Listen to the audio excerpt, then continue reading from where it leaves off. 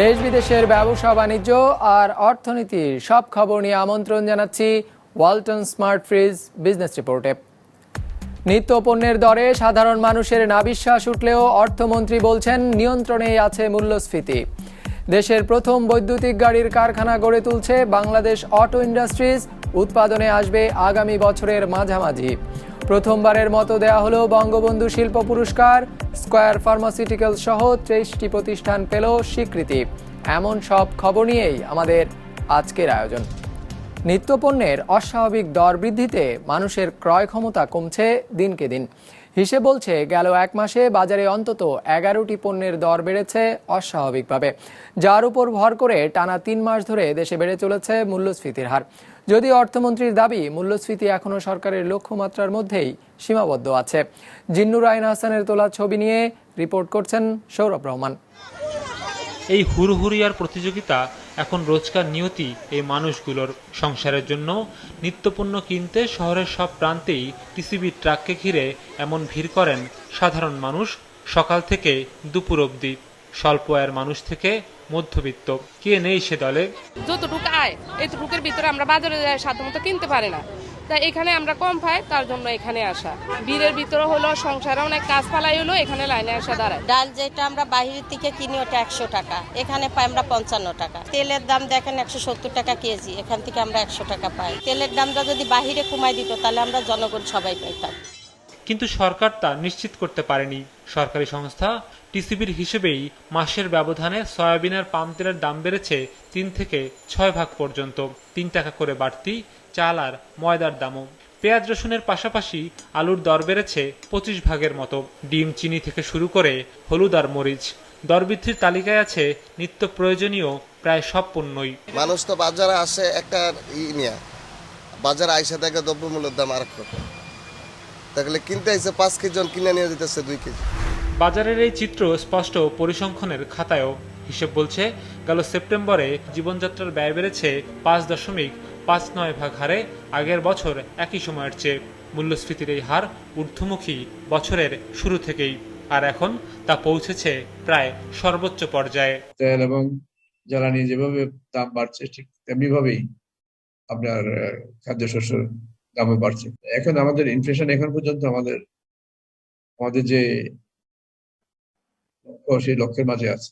আমরা যেটুকু ধারণা করেছিলাম সেই ধারণার ভিতরেই আছে। চলতি 2021-22 অর্থ বছরের বাজেটে মূল্যস্ফীতির হার শতকরা 5.2 ভাগে আটকে রাখার লক্ষ্য নির্ধারণ করেছিল সরকার। যদিও বাস্তবতা হচ্ছে প্রথম 4 মাসের কোনোটিতেই তা রাখা যায়নি। সৌরভ রহমান, বিজনেস রিপোর্ট, মাছরাঙা টেলিভিশন। আগামী বছরের মাঝামাঝিতে দেশে বিদ্যুৎ চালিত গাড়ির পরীক্ষামূলক উৎপাদন শুরু করতে চায় বাংলাদেশ অটো ইন্ডাস্ট্রিজ লিমিটেড। কারখানা গড়ে তোলা হচ্ছে এর জন্য মিরেশরায়ের বঙ্গবন্ধু শিল্পনগরে। প্রাথমিকভাবে উৎপাদন করা হবে সেডান, এসইউভি এবং এমপিভি কার। প্রতিষ্ঠানটি বলছে তেল চালিত গাড়িতে যেখানে প্রতি কিলোমিটারে খরচ হয় 12 থেকে 13 টাকা, সেখানে ইলেকট্রিক কারে খরচ হবে মাত্র 1.5 টাকা। ইমতিয়াজ হাসানের রিপোর্ট। দিন দিন চাহিদা বাড়ছে ইলেকট্রিক ভেহিক্যাল বা বিদ্যুৎ চালিত গাড়ির। 2020 সালে প্রায় $247 বিলিয়ন বৈদ্যুতিক গাড়ি বিক্রি হয়েছে বিশ্বে। এর মধ্যে এশিয়া প্যাসিফিক অঞ্চলে বিক্রি হয়েছে $118 বিলিয়ন গাড়ি। গবেষণা প্রতিষ্ঠান ফরচুন বিজনেস ইনসাইটসের তথ্য বলছে 2028 সাল নাগাদ এ ধরনের গাড়ির বৈশ্বিক বাজার দাঁড়াবে $1318 বিলিয়ন। এমন সম্ভাবনাকে সামনে রেখে বিশ্বের বড় বড় কোম্পানির পাশাপাশি দেশে বিদ্যুৎ চালিত গাড়ি উৎপাদন করতে চায় বাংলাদেশ অটো ইন্ডাস্ট্রিজ লিমিটেড। আমাদের একটা গাড়ি প্রতি কিলোমিটার চালাইতে খরচ হবে 1.5 টাকা, 1 থেকে 1.5 টাকা, যেখানে আপনার এক্সিস্টিং গাড়িগুলোর খরচ হয় হলো 12 থেকে 13 টাকা। আমাদের দেশে যে সমস্ত ইঞ্জিন বেসড গাড়ি আসে সেইগুলোর চাইতেও এটা অর্ধেক দাম।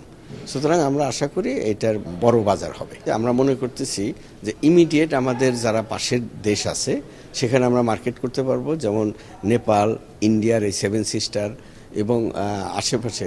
আমরা ব্যক্তিগতভাবে আমি মনে করি ইউরোপে আমাদের গাড়িগুলো যাবে।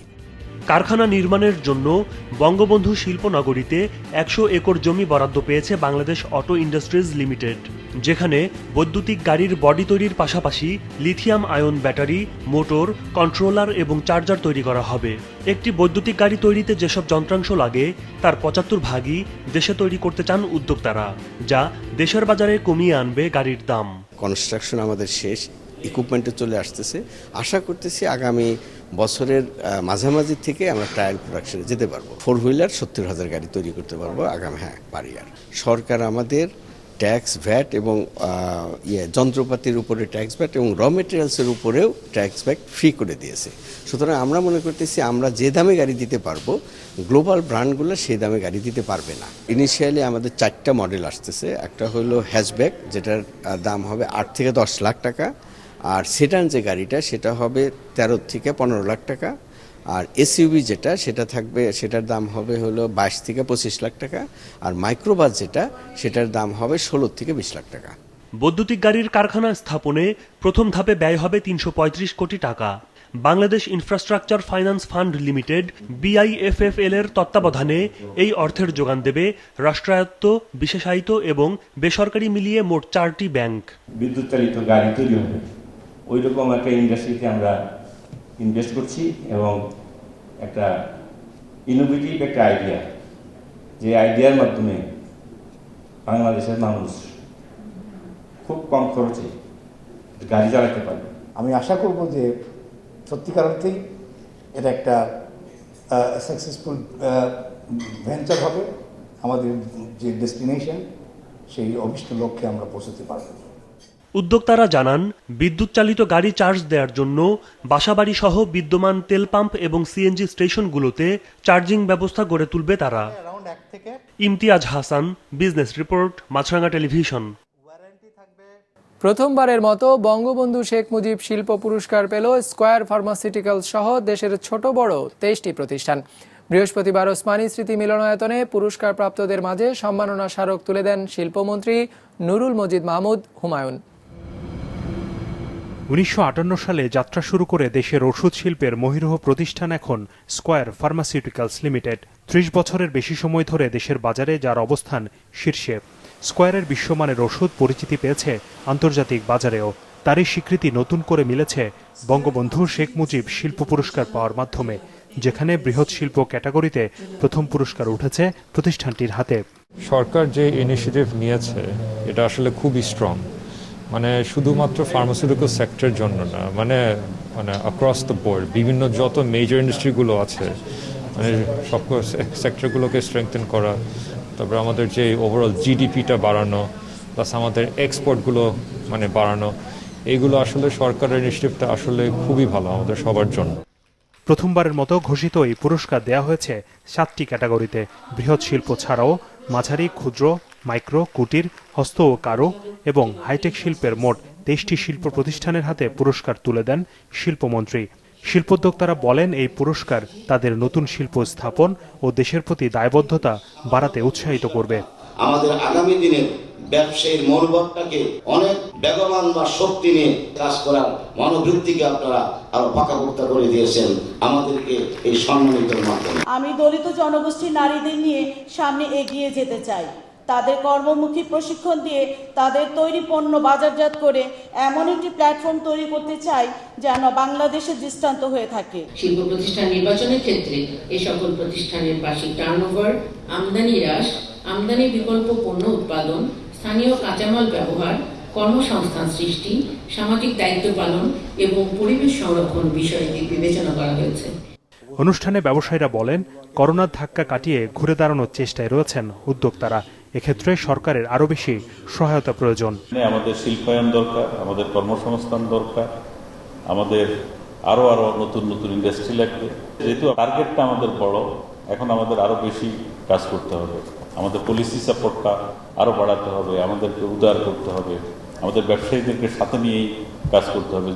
সেই সাথে এসএমই খাতের উদ্যোক্তাদের ঋণ সহায়তা বাড়াতে ব্যাংকগুলোর প্রতি আহ্বান জানানো হয়েছে অনুষ্ঠানে।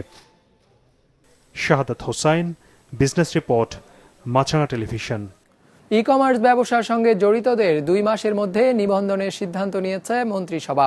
পাশাপাশি বাংলাদেশ ব্যাংকে নির্দিষ্ট পরিমাণ টাকা ডিপোজিট রাখতে হবে। সচিবালয়ে মন্ত্রিসভার বৈঠক থেকে এ বিষয়ে সংশ্লিষ্টদের প্রয়োজনীয় নির্দেশনা দেওয়া হয়। গণভবন থেকে ভার্চুয়ালি যুক্ত হন প্রধানমন্ত্রী। এছাড়া টাঙ্গাইলের আতিয়া বন সংরক্ষণ আইনের খসড়া ও কপিরাইট আইনের খসড়া অনুমোদন দিয়েছে মন্ত্রিসভা। তবে ঔষধ আইনের খসড়া উপস্থাপনের পর আলোচনা হলেও নীতিগত অনুমোদন দেওয়া হয়নি। পরে সংবাদ সম্মেলনে সবার সিদ্ধান্ত ও নির্দেশনার কথা জানান মন্ত্রিপরিষদ সচিব Khandakar Anwarul Islam.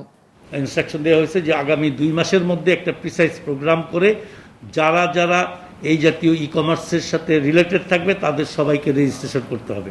Registration commerce ministry এবং বাংলাদেশ ব্যাংকে তাদের একটা ডিপোজিট রাখতে হবে, যাতে কোনো রকমের কিছু হলে সেই ডিপোজিট থেকে আপনার সবার দেওয়া যায়। বাংলাদেশের সঙ্গে বাণিজ্য ও বিনিয়োগ বাড়াতে আগ্রহী আরব আমিরাত।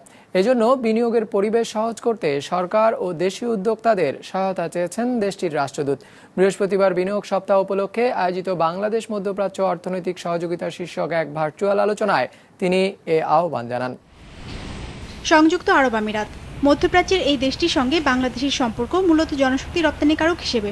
দেশটি থেকে রেমিটেন্স আসে বছরে প্রায় $250 কোটি। এর বাইরে দ্বিপাক্ষিক বাণিজ্য প্রায় $331 কোটি, যেখানে বাংলাদেশ রপ্তানি করছে মাত্র $127 কোটি পণ্য, যা আরও বাড়ানো সম্ভব। Limited diversification of RMG and export products are challenges for export growth in the Middle Eastern countries because there are other products we would like to enforce upon. Unskilled labor is a challenge for labor supply in the Middle East. So, of course, skills development is going to be something Bangladesh will need to work on so we get to tap a bigger portion of the Middle Eastern market. Halal business has not been yet fully developed in the country due to limited infrastructure to utilize the potentials of halal market in the Middle Eastern region. And Bangladesh currently is already working on it, but we still have a long way to go. UAE, as the leader in the Middle East, as far as the apparel importing countries is concerned, they can give us a certain guideline that how we can really explore the market.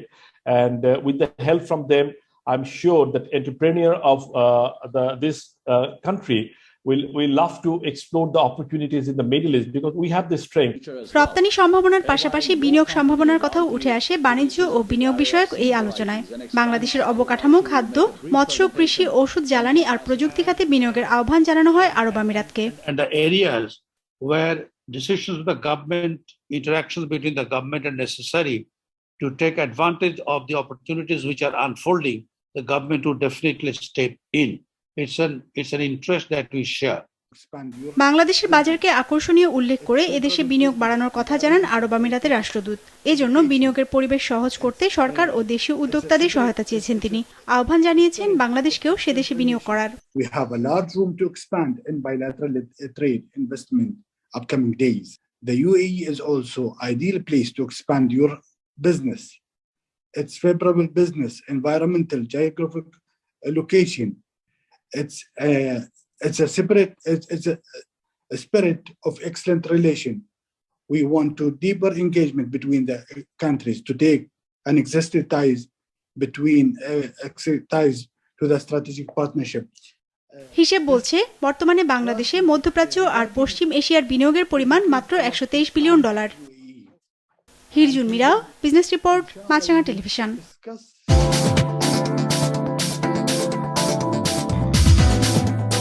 ইতিবাচক ধারায় সপ্তাহ শেষ করল ঢাকার share বাজার। সার্বিক সূচক DSEX 50 point বেড়ে দাঁড়িয়েছে 7062-তে। লেনদেন হয়েছে 1724 কোটি টাকার। লেনদেন হওয়া শেয়ার ও মিউচুয়াল ফান্ডের মধ্যে দর বেড়েছে 223টির, কমেছে 131টির দর, আর অপরিবর্তিত রয়েছে 21টির দর। এবার বাজার নিয়ে বিশ্লেষণ শুনবো অ্যালায়েন্স ক্যাপিটাল অ্যাসেট ম্যানেজমেন্টের। সপ্তাহের শেষ কার্যদিবসে আমরা দেখতে পাই যে market ended on a positive note both in terms of value and volume. আজকের মার্কেট টার্নওভার ছিল অ্যারাউন্ড 1700 কোটি টাকা, যা গত কার্যদিবসের তুলনায় অ্যাপ্রক্সিমেটলি 15% বেড়েছে, which we feel is quite significant এবং increasing investor participation and reflection, with the key index rising upwards and the market slowly regaining its momentum. আমরা মনে করি যে আগামী দিনগুলোতে ক্যাপিটাল মার্কেট গ্রো করার আরও পসিবিলিটি আছে। Finally, in terms of sector performance, amongst the top performing sectors, miscellaneous accounted for 11.49% of overall market turnover, followed by banks with 15% contribution, and finally textiles যা বাকি সব সেক্টরগুলোকে আউটপারফর্ম করে উইথ দ্য কন্ট্রিবিউশন অফ 17%। হাওরে হাঁস পালন করে সফলতা পেয়েছেন অনেক খামারি, তবে দৃষ্টান্ত স্থাপন করেছেন ইটনার সাবুল মিয়া। স্থানীয় বেকার যুবকদের কাজে লাগানোর পাশাপাশি মাসে আয় করছেন কয়েক লাখ টাকা। তার সফলতায় বাড়ছে হাঁসের খামারের সংখ্যাও। কিশোরগঞ্জ প্রতিনিধি বিজয় খোকার তথ্য ছবিতে ডেস্ক রিপোর্ট। কিশোরগঞ্জের ইটনা উপজেলার হাওর এলাকা শিমুলবাগের সাবুল মিয়া 20 থেকে 25 বছর আগে মাত্র 50টি হাঁস দিয়ে খামারের যাত্রা শুরু করেন তিনি। বর্তমানে খামারে হাঁসের সংখ্যা 6000। হাওরে উন্মুক্ত জলাশয়ে প্রাকৃতিক খাবার পায় হাঁস। এমন পরিবেশে খামার করে লাভবান হচ্ছেন সাবুল। ডিম বিক্রি করে প্রতিদিন লাভ হচ্ছে 25 থেকে 30 হাজার টাকা। তার সফলতা দেখে এলাকার অনেক বেকার যুবক ঝুঁকছেন হাঁস পালনে। 8-10টা ফ্যামিলির লোক আমাদের দিয়ে মানে চলতেছে। এরপরে মনে হাঁস পাইলে আমি ভালো লাভবান আছি। 3000 ডিম পারে মনে প্রতিদিন আমার 30,000 টাকা ইনকাম আছে। এরপরে আমার এটা দেখে মনে করো অনেকেই মানে আমার তো পরামর্শ নেয়। বর্তমানে সাবুল মিয়ার খামারে কাজ করছেন 15 জন শ্রমিক। তারা প্রতিদিন সকালে হাওরে হাঁস নিয়ে যায়, দিন শেষে ফিরেন খামারে। কয়েকজন ব্যস্ত থাকেন শামুক সংগ্রহের কাজে। প্রাকৃতিক খাবারের পাশাপাশি হাঁসকে শামুক ও ধানও খাওয়ানো হয়। অনেক লোকজনকে পরামর্শ দিচ্ছে বিভিন্ন এলাকা থেকে, ওই কামার বেশি বেশি করে লাভবান কিভাবে হইতে পারবে এইদিকে তারা পরামর্শ নেয়। হাওরে চুটা খাইতে পারে এবং চলতে পারে, তাই খাওয়াটা কম লাগতে পারে। কিশোরগঞ্জ জেলা প্রাণী সম্পদ বিভাগের তথ্য মতে দেশে হাঁসের ডিমের চাহিদার 24% মিটছে এ জেলার খামার থেকে। জেলায় বেসরকারিভাবে গড়ে উঠেছে হাঁসের বাচ্চা উৎপাদনের হ্যাচারি। হাঁস পালনের মাধ্যমে উনি নিজে স্বাবলম্বী হয়েছেন। ওনাকে দেখে অন্যান্য খামারিদের আগ্রহ বেড়েছে। বর্তমানে কিশোরগঞ্জে 2000-এর উপরে ছোট বড় খামার রয়েছে। প্রতি মাসে 1.5 থেকে 2 কোটি ডিম উৎপাদন হয়। কম সুদে ব্যাংক ঋণ ও সরকারি পৃষ্ঠপোষকতা পেলে হাঁস পালনে বিপ্লব ঘটবে হাওড়া অঞ্চলে, বলছেন খামারিরা। বিজনেস রিপোর্ট, মাছরাঙা টেলিভিশন। দর্শক, আমাদের যে কোনো পর্ব নিজেদের সুবিধাজনক সময়ে দেখতে সাবস্ক্রাইব করুন বিজনেস রিপোর্টের অফিসিয়াল ইউটিউব চ্যানেল। ফেসবুক পেজে লাইক দিয়ে আপডেট থাকুন ব্যবসা বাণিজ্যের আলোচিত সব ঘটনা সম্পর্কে। আর আপনাদের মতামত জানান কমেন্টস আর ইনবক্সে। আজ এটুকুই, বিদায় নিচ্ছি, ভালো থাকবেন।